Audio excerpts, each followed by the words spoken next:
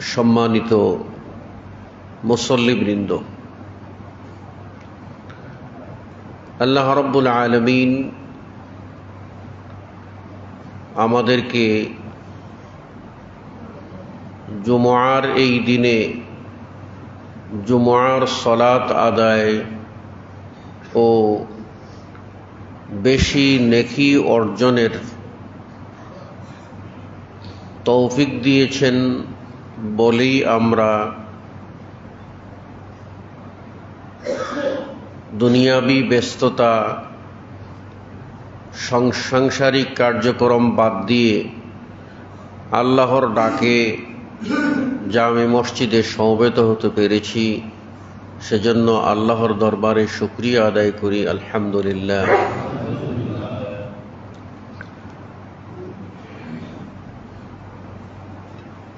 মানুষ সৃষ্টির সেরা যখন সে মানুষ হয়, আবার সে সৃষ্টির অধম নিকৃষ্ট যখন সে অমানুষ হয়। সে পশু সুলভ আচরণ করে, বরং পশুর চেয়েও আরো খারাপ হয়ে যায়। আল্লাহ রাব্বুল আলামিন বলছেন যে ওয়ালাকাদ যারানা লিজাহান্নামা কাসীরাম মিনাল জিন্নি ওয়াল ইনস।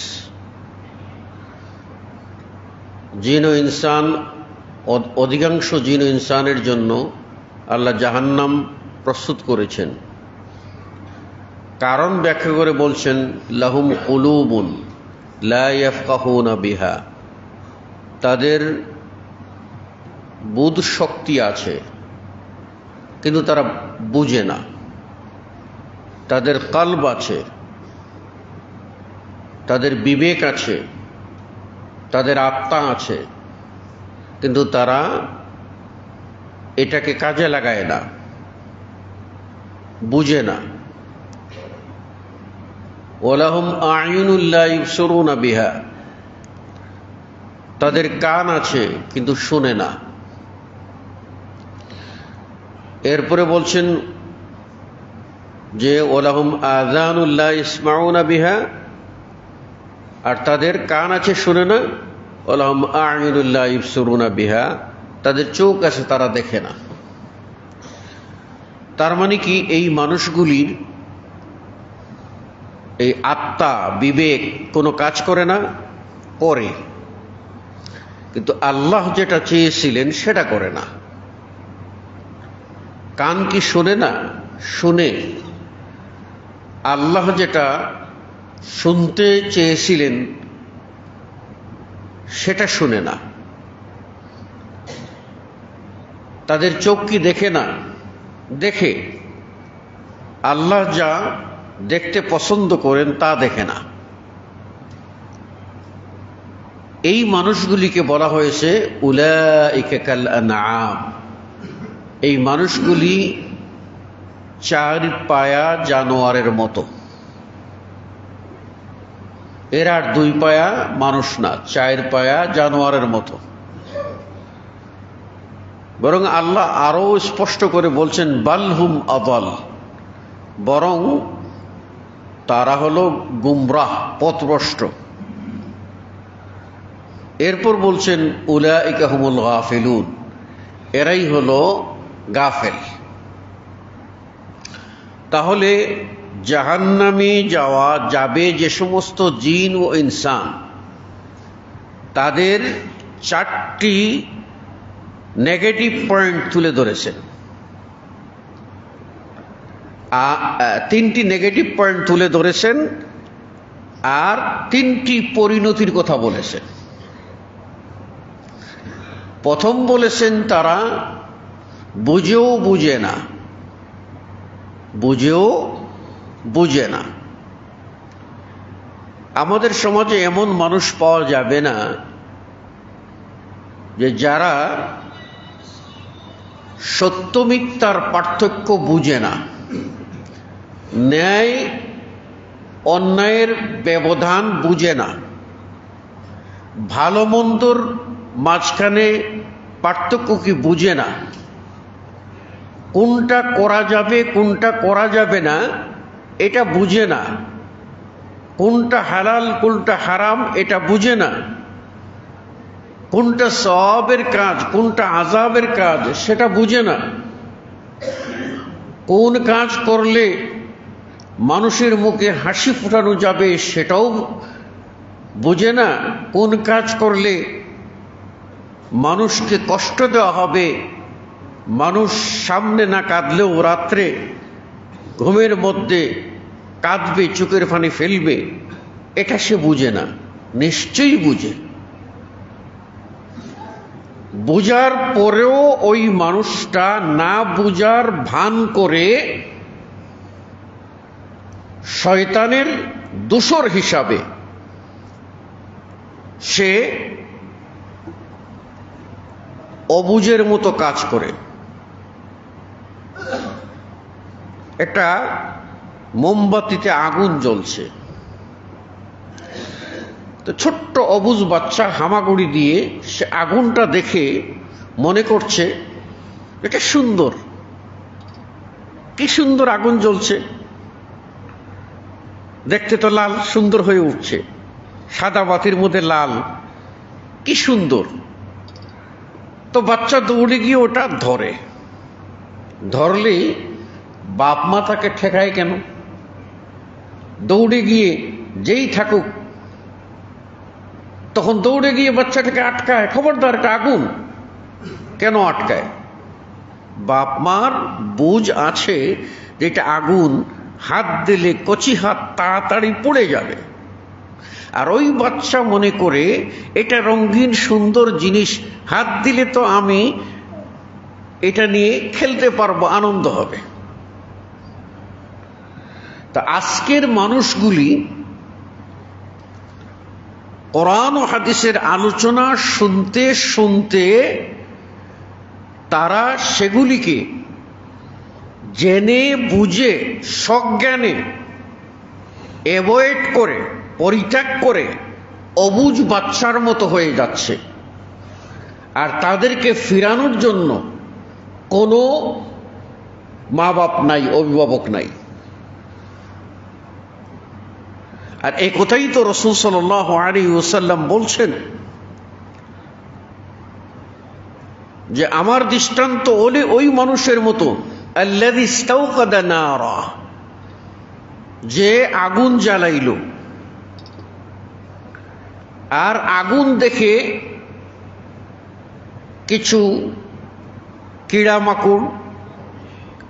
কীড়ামাকড় আছে, কিছু পোকা আছে, ফড়িং আছে, এগুলি এসে কি করলো, ঝাঁপ দিতে লাগলো আগুনে।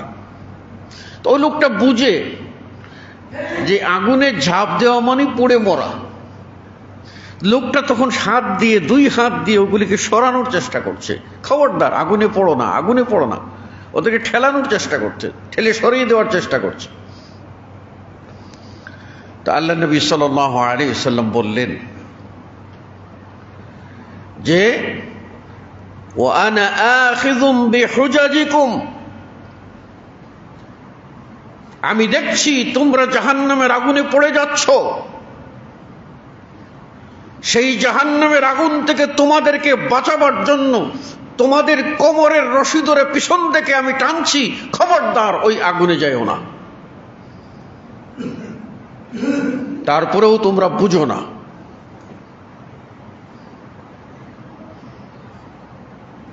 বুঝ শক্তি কবে হবে? আমি যদি বলি তাহলে কেবলমাত্র আল্লাহ ও আল্লাহ রসুলের কাজের বেলায়, পরকালীন সম্পদ সঞ্চয়ের বেলায় বেশিরভাগ মানুষ, 99% মানুষ বা তারও বেশি যদি বলেন, সব হলো অবুঝ, বোকা হয়ে যায়। আর দুনিয়ার কোনো স্বার্থ যদি আসে, এটা কিন্তু 16 আনা বুঝে। এ কথা আমার কথা না, আল্লাহ নিজেই মানুষের চরিত্র সম্পর্কে কোরআনে বলে দিয়েছেন। বলছেন ইয়ালামুনা যাহিরাম মিনাল হায়াতিদ দুনিয়া, তারা দুনিয়ার বাহ্যিক বিষয়গুলি ভালো বুঝে। ওহুম আনিল আখিরাতি হুম গাফিলুন, আর তারা আখিরাত সম্পর্কে গাফেল। বুঝে না এমন মানুষ না, সবই বুঝে, কিন্তু মানুষ হেদায়েত গ্রহণ করতে রাজি না, মানুষ সঠিক পথ নিতে রাজি না।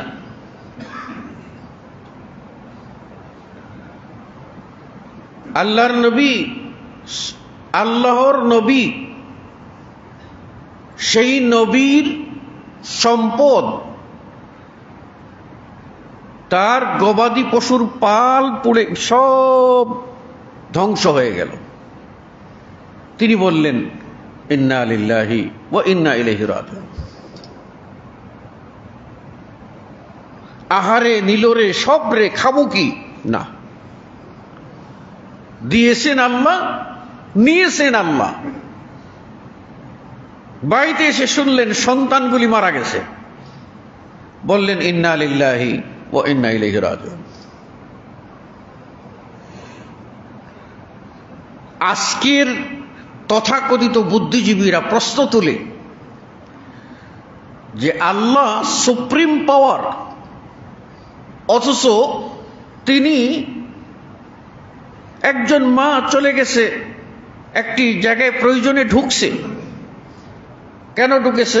একটা দোকানে ঢুকেছে অথবা একটা ফার্মেসিতে ঢুকেছে, ছোট্ট অবুঝ বাচ্চাটা ড্রেনে পড়ে মারা গেল। তা আল্লাহ কি সেখান থেকে উদ্ধার করতে পারে না? আল্লাহ এত পরীক্ষা করে কেন? কিসের পরীক্ষা এগুলি? ওই বাচ্চা দোষ করছে কি? আচ্ছা, আমি যদি বলি আপনাদেরকে বুঝাবার জন্য, আমাদের মসজিদে দুটা কলা গাছে 2 ছড়ি কলা ধরেছে এবং পেকে গেছে, মোটামুটি পেকে গেছে।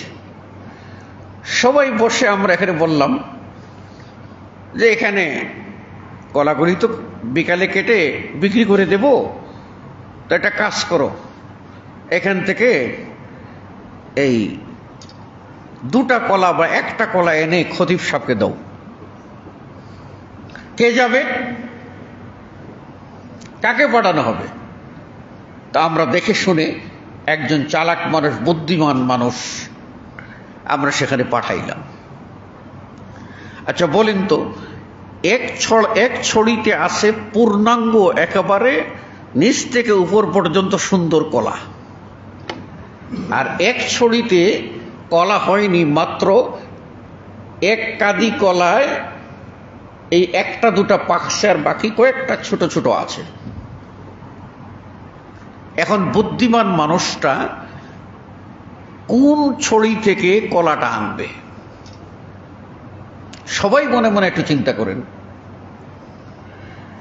ওই মানুষটা গিয়ে চিন্তা করবে, এই কলা গাছ, এই কলার ছড়িটা খুবই সুন্দর, এটা বিক্রি করলে আমরা 1200 টাকা পাবো, আর এইখানে আছে কাঁদিতে 1টা 2টা পেকেছে, কলা নাই, এইখান থেকে যদি একটা ভেঙে নিয়ে আসি তাতে কোনো ক্ষতি হবে না, ওটাই ভাঙি। সে ওখান থেকে নিয়ে আসবে। আর যদি কোনো বুদ্ধিমান গিয়ে ওখানে ভালো যে ছড়ি, সেখান থেকে 1টা কলা নিয়ে আসে, মসজিদের সবাই মুসল্লিরা বলবে, বেয়াকুফ, এত বোকা, এই ছড়িটা বিক্রি করলে মসজিদের কত লাভ হইতো, মাঝখান থেকে যে একটা কলা টান দিয়ে ছিঁড়ে আনলি, পুরা তো ছড়িটাই নষ্ট করে দিবি। আল্লাহ রাব্বুল আলামিন তার এই পৃথিবী, সুন্দর পৃথিবীতে কোন জায়গা থেকে কাকে নেবেন এটা তিনি ভালো করেই জানেন। সুন্দর সাজানো বাগান এটা রাখবেন, আবার এটাকেও পরীক্ষার জন্য ধ্বংস করবেন। আবার ওই যেখানে দেখবেন যে ছড়িটা ভালো দেয়নি, সেখান থেকে নিয়ে নেবেন। আপনি আমি আফসোস করে কি হবে? ঠেকাইতে পারবো? অথচ বুদ্ধিজীবী বলতেছে যে আল্লাহর এই অবিচার আমি মানি না। সুতরাং আমি সিদ্ধান্ত নিয়েছি জেনে শুনে বলতেছে আমি সিদ্ধান্ত নিয়েছি আমি আল্লাহকে অস্বীকার করব, সে কিন্তু মিডিয়ার মধ্যে বলতেছে লা হাওলা ওয়ালা কুওয়াতা ইল্লা বিল্লাহ।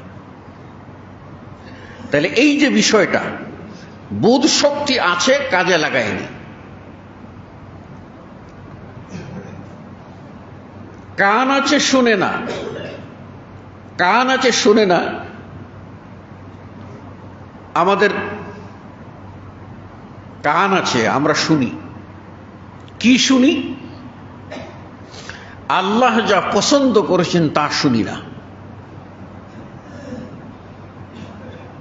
এখানেই যদি একজন কোরআন তেলাওয়াত করে আর বলা হয় যে আজকে জুমার সলাতের পরে 1 ঘন্টা কোরআন তেলাওয়াত করা হবে, দেখবেন মসজিদ খালি, মুসল্লি নেই, সব বেরিয়ে চলে গেছে। আর যদি বলা হয় যে আজকে এই স্টেডিয়ামের ভিতরে এটা গানের আসর বসবে, সেখানে যাওয়ার জন্য, জায়গা দখল করার জন্য আগে ভাগে ওখানে বসার ব্যবস্থা করে আসবে, কিছু নাই, একটা জুতা রেখে আসবে, একটা জুতা রেখে আসবে।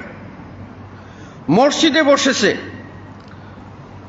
সামান্য পেশাবের চাপ দিয়েছে, যেতে হবে, শরীয়তের বিধান,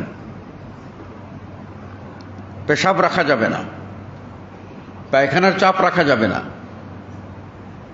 আল্লাহ নবী সাল্লাল্লাহু আলাইহি ওয়াসাল্লাম বলছেন যে ওয়ালা হুয়া ইউদাফিউল আখবাসান, যখন দুটি অর্থাৎ পেশাব পায়খানার চাপ আসবে তখন সালাত চলবে না, বেরিয়ে যেতে হবে। সালাতে থাকবে ইতমিনান, পরিতৃপ্তি, কিন্তু চেপে ধরে মনটা বাথরুমের দিকে থাকবে আর এখানে শুধু খালি দেহ থাকবে মসজিদে, এটা আল্লাহ পছন্দ করেন নাই, যেতে বলেছেন। কিন্তু ওখানে পেশাব ধরেছে, গানের টানটাও ভালো লেগেছে, তো ওখান থেকে যদি উঠে তাহলে সিট পাবে না। তাই ওই জায়গায় যদি জুতা থাকে তো জুতার মধ্যে ড্রেন ক্লিয়ার করে, আর তা যদি না থাকে তাহলে পা দিয়ে মাটি গর্ত করে ওর ভিতরে ড্রেন ক্লিয়ার করে, তারপরেও মগর উঠবে না। কেন? যদি সামনের সারিতে জায়গাটা না পাই উঠে এসে। এর জন্য তো কবি বলেছেন যে महफिले रक्स व गाना में मर्दो जिनका है हुजुम, महफिले रक्स व गाना में मर्दो जिनका है हुजुम, मजलिसे कुरआन में अक्सर का पाता लगता नहीं। বাদ্যযন্ত্র আর গানের মজলিসে মানুষের যে হুজুম পড়ে, ভিড় পড়ে, কিন্তু কোরআনের মজলিসে অধিকাংশ মানুষের খোঁজ পাওয়া যায় না।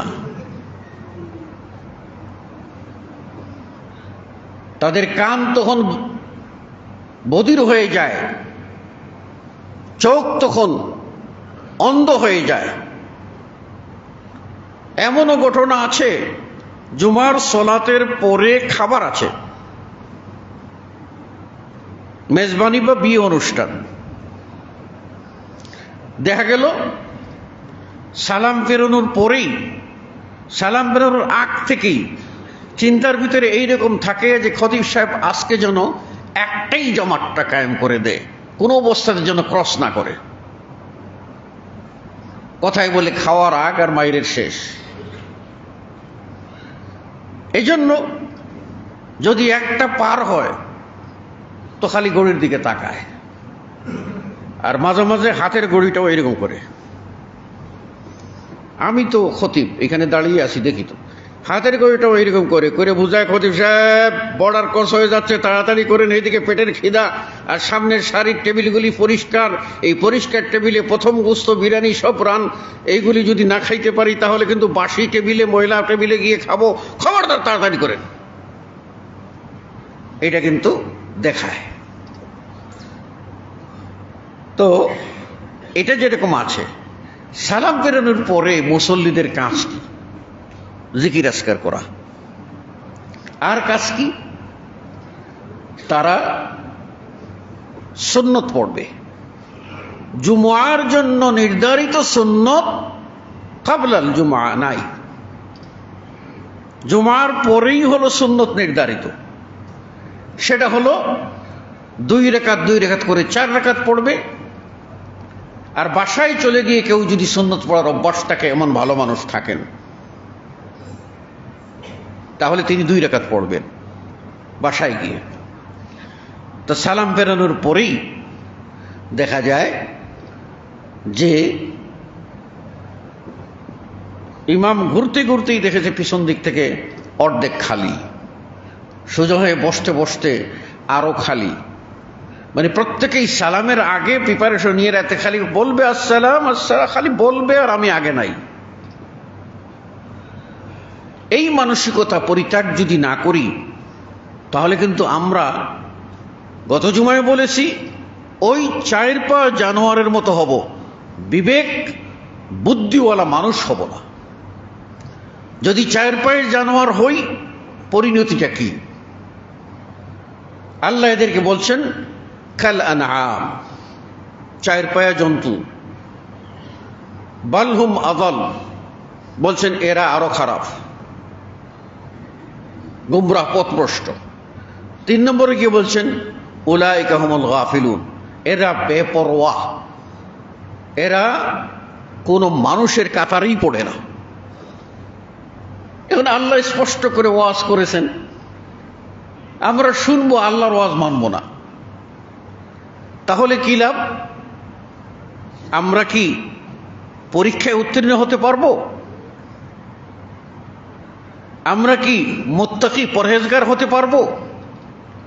অথচ আল্লাহ রাব্বুল আলামিন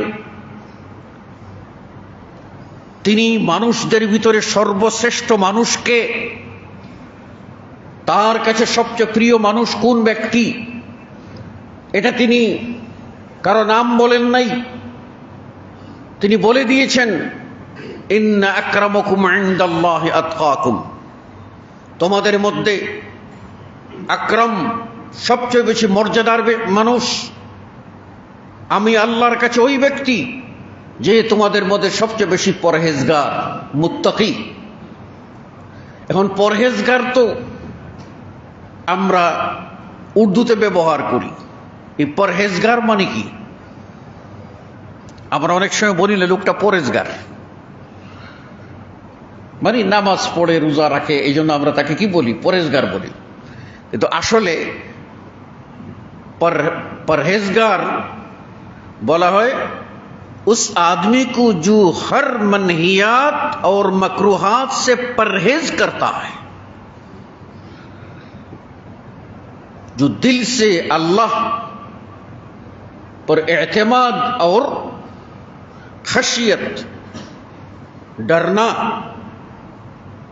और उसके डर की बदौलत हर किस्म की मनहियात, मकरूहात, हर किस्म की हराम और जाहिलियात से अपने आप को बांध रखते हैं, अपने आप को रोक देते हैं, हर किस्म की हराम से अपने आप को परहेज करते हैं, अपने आप को बचा लेते हैं, वो आदमी को कहा जाता है परहेजगार।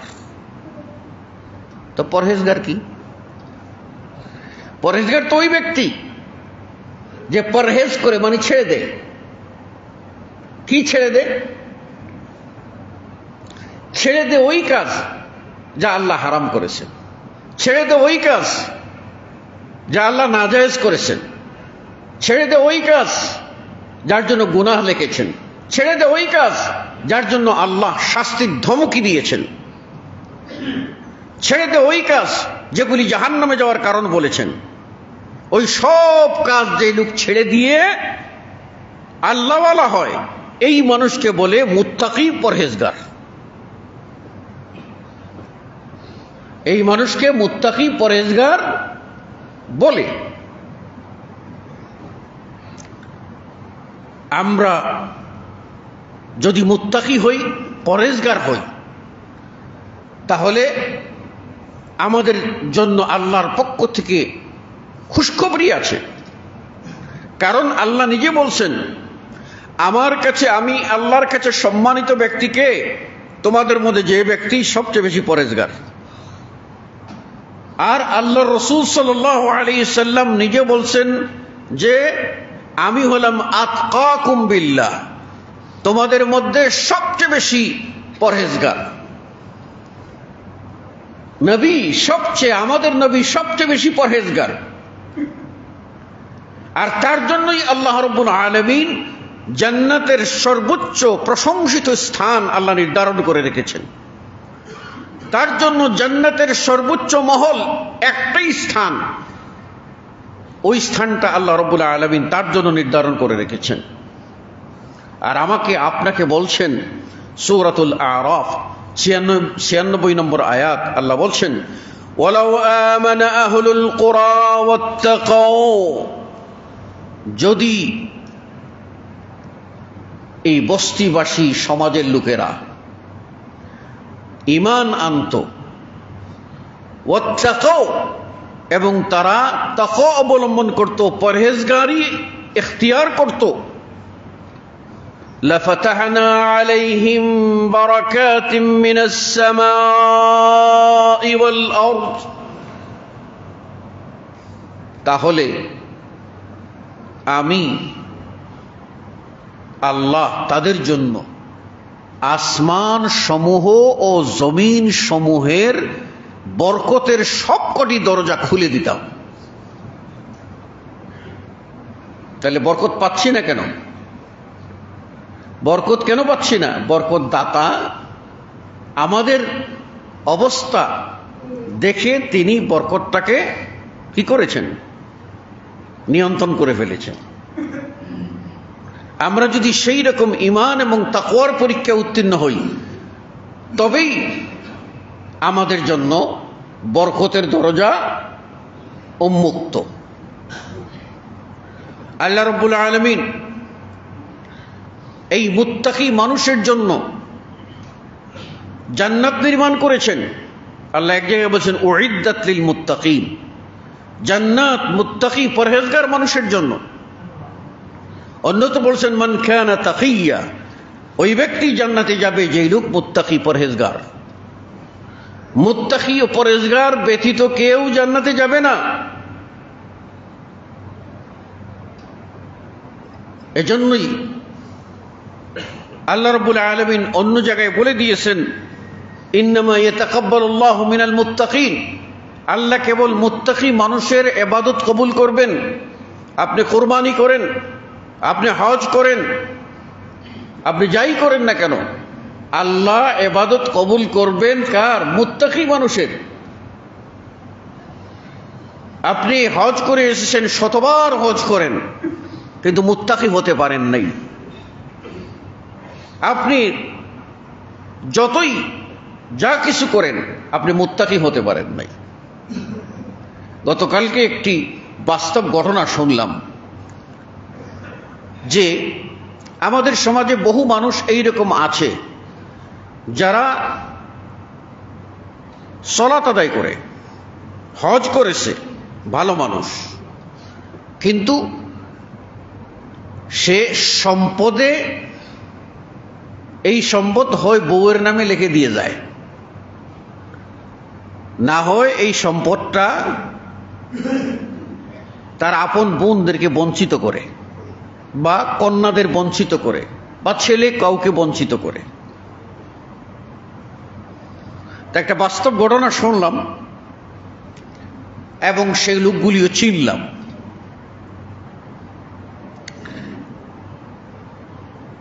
ছেলে বড় হয়েছে, বড় হওয়ার পরে পড়ালেখা করেছে, উপযুক্ত হয়েছে। সে তখন তার বাবাকে বলছে যে, আব্বু, আমাদের ফুফু নাই? হ্যাঁ, তোমাদের তো দুজন ফুফু আছে। তো ওরা তো কোনোদিন দেখলাম না, ওদেরকে চিনি না। অমুক বাড়িতে বিয়ে হয়েছে একজনের, অমুক বাড়িতে বিয়ে হয়েছে একজনের। তোরা আমাদের কাছে দেখতে আসে না। ছেলের চাপাচাপিতে তখন বাপ বলছে যে আসলে তোর দাদা দুই ফুফুকে কোনো সম্পত্তি দিয়ে যায়নি, এই রাগে তারা আর এই বাড়িতে আসে না। কই তাই নাকি? তা আমাদের তো অডেল সম্পত্তি, তুমি বাপ হইয়া কেন বোনদেরকে সম্পত্তি দিলা না? তুমি তো বাপ ছিলা, তুমি দিলা না কেন? ছেলে ঠিকানা নিয়ে দুই ফুফুর বাড়িতে চলে গেছে।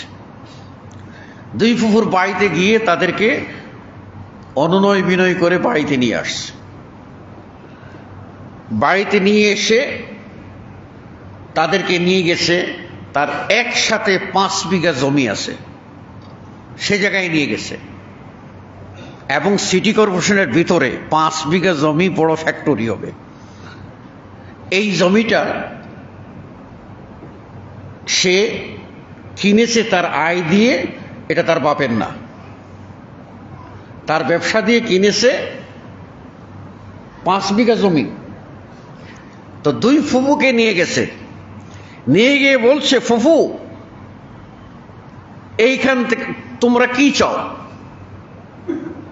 কি চাও? বলে আমাদের কিছু চাওয়ার নাই, আমরা যদি 5 কাঠা 5 কাঠা 10 কাঠা জমি দিয়া শহরের ভিতর 10 কাঠা জমি যদি আমরা পাই আর এখানে বাড়িঘর করতে পারি, তাহলে আমাদের জীবনটা সুন্দর চলে যায়। চলো, ওটা তোমাদের ভাই লাগবে না, আমার সম্পত্তি, আমার নামে সম্পত্তি, আসো। সে তখন গিয়ে জমি দেখিয়ে বলছে, এই 5 বিঘা জমি কোত্থেকে নিবা? 5 কাঠা 10 কাঠা 5 কাঠা 5 কাঠা করে 10 কাঠা, আধা বিঘা জমি কোত্থেকে নিবা? তারা বুঝে উঠতে পারে না, বলছে ফুফু আমার এই 5 বিঘাতে আমি যে কোনো জায়গা দিয়ে ঢুকতে পারবো, কিন্তু তোমাদের 5 কাঠা 5 কাঠায় ঢুকা মুশকিল, এই জন্য রাস্তার পাশের সবচেয়ে দামি জায়গাটা তোমরা নাও।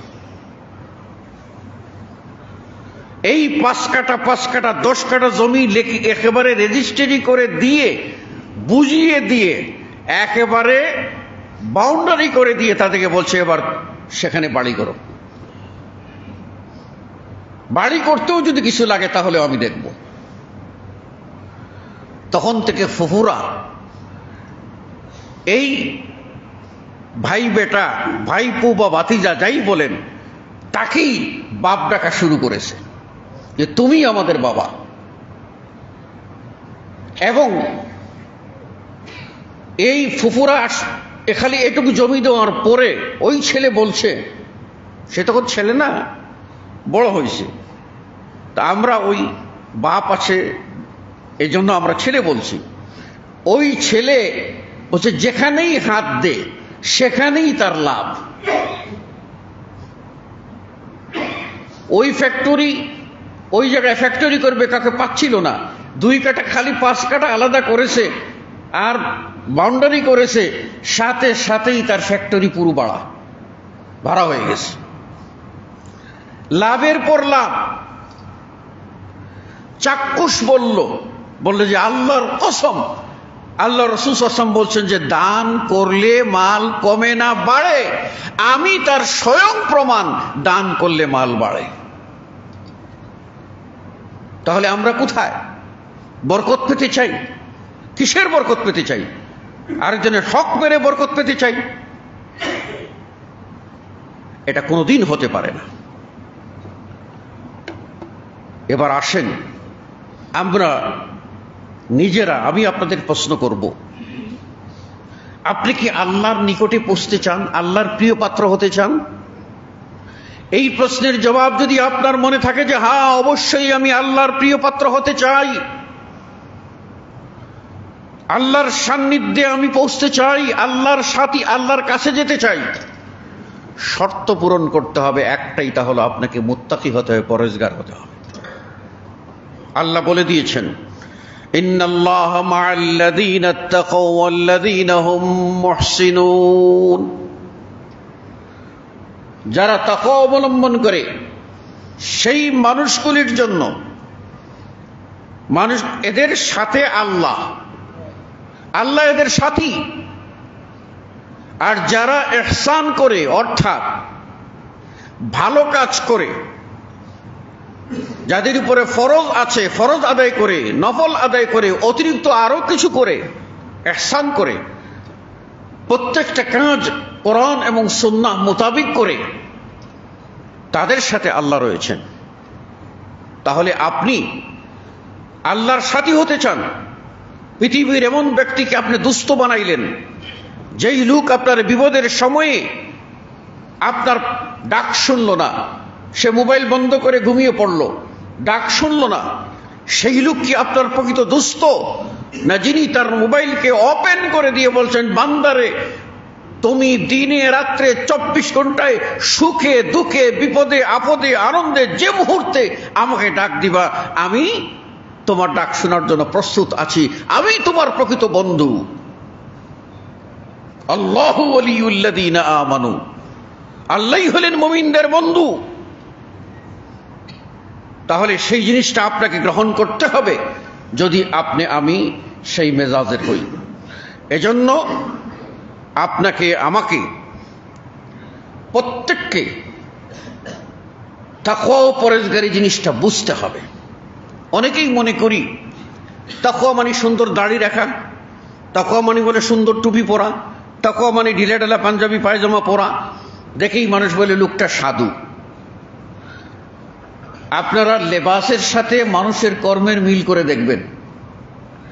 বহু মানুষ এইরকম আছে যা যে চুল দাড়ি সাদা হয়ে গেছে, তারপরে তার কর্মের সাথে এই দাড়ির মিল নাই, লেবাসের সাথে দাড়ির মিল নাই।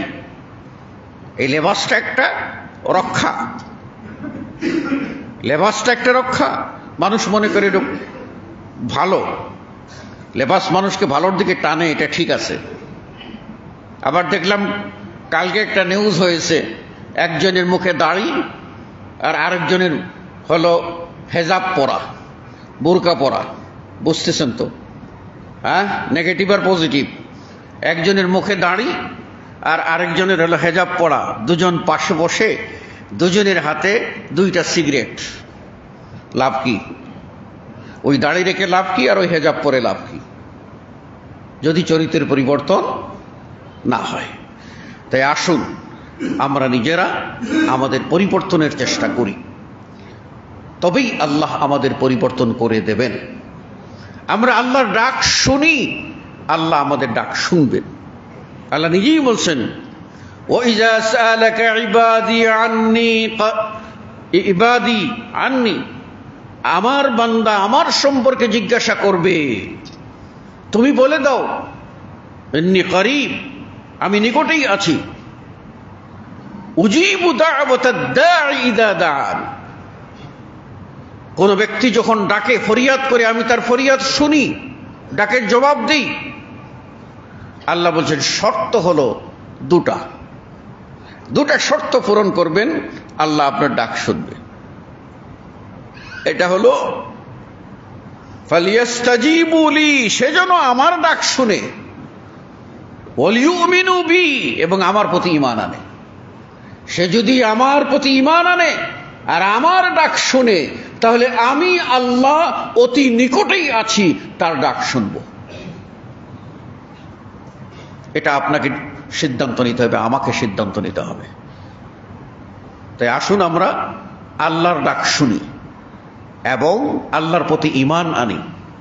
আমি দুর্ভাগ্য, আমি বলি স্পষ্ট করে বলি যে আমরা কি জুমার সালাত আদায় করার জন্য সিরেফ লোকে বলবে যে লোকটা জুমাও পড়ে না, এই লজ্জা কাটাইবার জন্য আমরা কি মসজিদে আসি, নাকি সওয়াব কামানোর জন্য মসজিদে আসি? আল্লাহর ডাকে সাড়া দেওয়ার জন্য মসজিদে আসি, আল্লাহ রসুলের দ্বীনের জন্য মসজিদে আসি, অতীতের গুনাহ খাতা থেকে মুক্ত হওয়ার জন্য মসজিদে আসি, তওবা ইস্তেগফার করার জন্য মসজিদে আসি, আল্লাহর ঘরে এসে শান্তি পাওয়ার জন্য মসজিদে আসি, বরকত পাওয়ার জন্য মসজিদে আসি, সুখ পাওয়ার জন্য মসজিদে আসি, বিপদ মুসিবত থেকে মুক্তির জন্য মসজিদে আসি।